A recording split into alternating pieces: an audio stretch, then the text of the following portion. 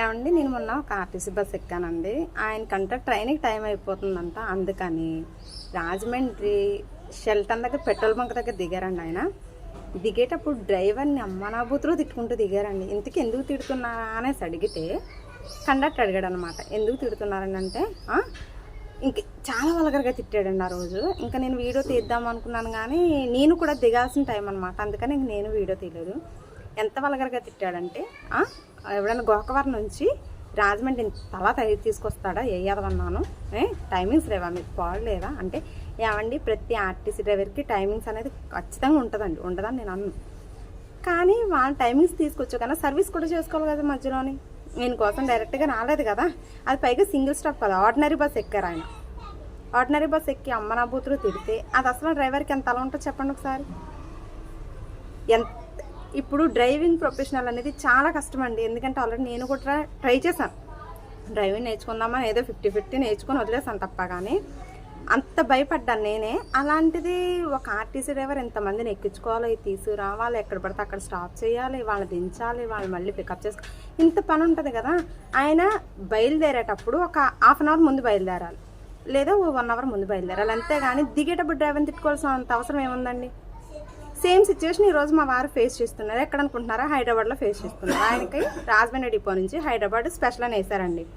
Special అని వేసిన తర్వాత ఇవాళ మార్నింగ్ జరిగిన సిచ్యువేషన్, ఆయన అక్కడికి వెళ్ళి పడుకోవడానికి బెడ్ అడిగారట. బెడ్లు లేవు అన్నారట. మీరు స్పెషల్ బస్ కదా, మీకు బెడ్లు లేవు అన్నారట. సరే బెడ్లు లేవు కదా అని కిందంట అమలాపురం డిపో నుంచి వచ్చిన బస్సు, ఆ డ్రైవర్ల పక్కన కింద స్పేస్ ఉంటే ఆ కిందని ఆయనకి దుప్పటి అవి పెడతాను, బెడ్షీట్ అవి పెడతాను, అవి వేసుకొని పడుకుంటే వచ్చన్నారంట. అమలాపురం డ్రైవర్స్ వచ్చన్నారంట. లేకండి మీరు ఇక్కడ మీరు పడుకునే ఇది లేదు, మీరు ఇక్కడ లేచిపోవాలి అన్నారట.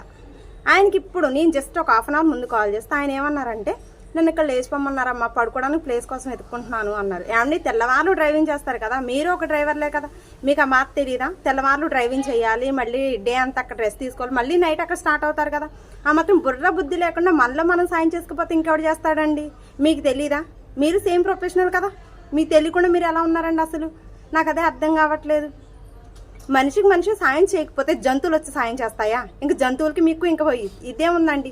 అసలు కడుపుకి అన్నం తింటున్నారు, గడ్డి తింటున్నారండి. ఏంటి, ఒక మనిషి పడుకోవడానికి ప్లేస్ అడిగితే లేదని అంటున్నారు. అది కిందనే కదండి, మీ బెడ్ల మీదకి వచ్చేమో ఆయన అడగలేదు కదా. మీరు ఒక డ్రైవరే కదా, మీకు తెలియదు ఆ బాధ? నిద్ర లేకపోతే ఆయన తెల్లవారు డ్రైవింగ్ చేసి వచ్చారు, పాప నిద్ర ఉండదు, ఒక 1 అవర్ ఒక 2 అవర్స్ పడుకొని పోనీ బెడ్ అడుగుతాను, ఇంక తీయను లేదు. ఆ మాత్రం తెలియదు మీకు? మీలాగే సాటి డ్రైవర్ కదండి ఆయనను, పోనీ కాదా? పోనీ మీకు తెలీదా? నేను కాల్ చేసేటప్పుడు ఆ మాట ఆయన అనగానే నాకు చాలా బాధ అనిపించిందండి.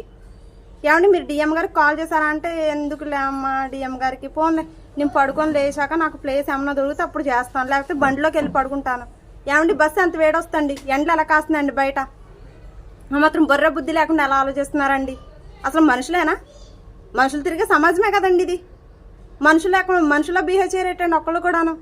మర్యాద, మానవత్వం ఇంకేమీ లేదా? ఇంకన్నీ మర్చిపోయారు. ఇంకా మీ సుఖం కోసం చూసుకుంటారేటండి. ఆయన కూడా 100 మంది తీసుకెళ్ళాలి, 100 మంది తీసుకురావాలి కదా. ఏమన్నా జరిగితే మళ్ళీ డ్రైవర్దే బాధ్యత అంటారు మధ్యలోనే. అక్కడ ఏం ఫేస్ చేశారు, ఎక్కడేం ఫేస్ చేశారు అన్నది అనవసరం. మధ్యలో ఏం జరిగినా కానీ డ్రైవర్దే తప్పు. ఆర్టీసీ వాళ్ళు మంచి లోకుగా దొరుకుతున్నారండి జనాలకి. చావుగొట్ట వదిలేసి కూడా ఎవరు లేకండి. ఏమండి, ఆర్టీసీ డ్రైవర్ ప్రతి వైఫ్ కూడా ఫేస్ చేసేది ఏంటనుకుంటున్నారు? బాధ. అది నేను ఒక ఆర్టీసీ డ్రైవర్ భార్యకని చెప్తున్నాను. చాలా బాధ ఉంటుందండి. మేము చాలా పేషెన్స్తో ఉంటాం ఇంటి దగ్గర. ఆయన వెళ్ళిన దగ్గర నుంచి వచ్చేంత వరకు ఎలా ఉంటారా ఆయన కళ్ళ ముందు కనిపించేంత వరకు కూడా ప్రాణాల్లో ఉండవు తెలుసండి. అరిచేతిలో పెట్టి బ్రతుకుతాను నేనైతేను. ఉన్నవాళ్ళ సంగతి నాకు తెలియదండి. ఎందుకంటే ప్రతి అమ్మాయి జీవితం కూడా ఇదే. కాకపోతే నేను చెప్తున్నాను, ఉన్నవాళ్ళు చెప్పకపోవచ్చు మేబీ, కానీ మీరందరూ ఒక మాట మీద లేకుండా, ఒక ఇది మీద లేకపోతే మీ జీవితాలు వేస్ట్ అండి. మీరు ఎంత సంపాదించుకున్నా వేస్ట్ అండి. మీరు ఎంత సీనియర్స్ అవనివ్వండి, ఒక ఇది లేకపోతే ఎందుకండి బ్రతుకు ఇంకా.